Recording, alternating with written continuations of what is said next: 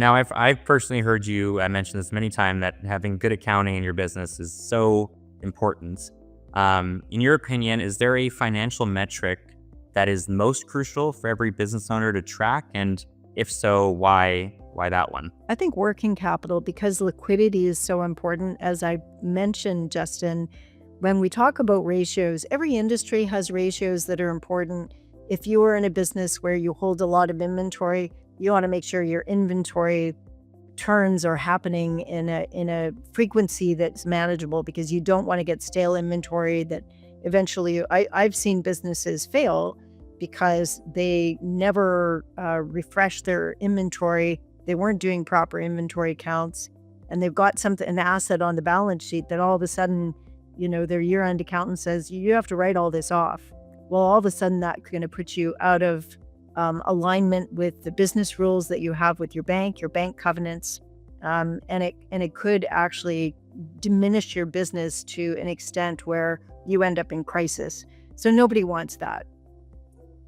Every business will have, every type of business like that, whether you're in manufacturing or you're in a service business, you might, for example, in financial institutions, one of the metrics they look at very closely is revenue per full-time employee.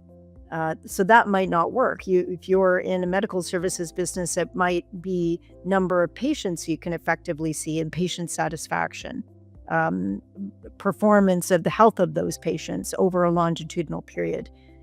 But for the businesses that we're working with predominantly, where they're bringing in a tactical piece of productivity equipment, a piece of equipment that helps them generate revenue because it produces something, it helps their team produce something. Think about a surveying business where you're getting all kinds of surveying equipment and all of these mobile pieces, and you're going out on the road and doing these evaluations. That's a significant investment. It's equipment that's ephemeral, it's technological, so it becomes obsolete relatively quickly. You need to have a really good tactical plan to refresh that product. So having the tactical plan to refresh that product relies on you having a really good financial plan and understanding of your working capital. How much cash are you going to have periodically?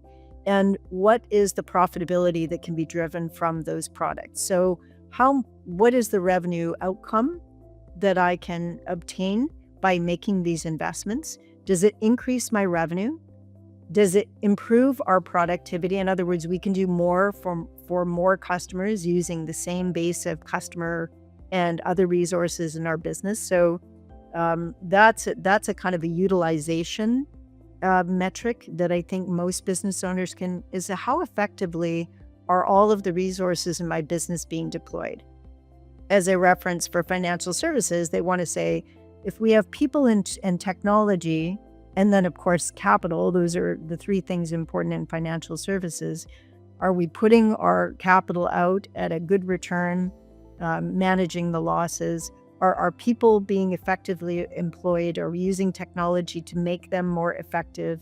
So they're going to be managing those. If you're in a production workshop, you might want to say, how many components can I produce in a period?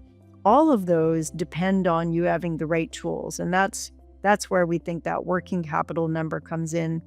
Leasing can help manage the working capital bumps and that huge variability when you've got to make a significant investment, lumpy investment throughout your year. Smooth that curve out and ensure that working capital, that's your emergency cushion. That's your emergency savings. Is that working capital? If you've got good working capital coverage ratios, it ensures that you have sufficient liquidity in your business to cover the ongoing obligations of the business.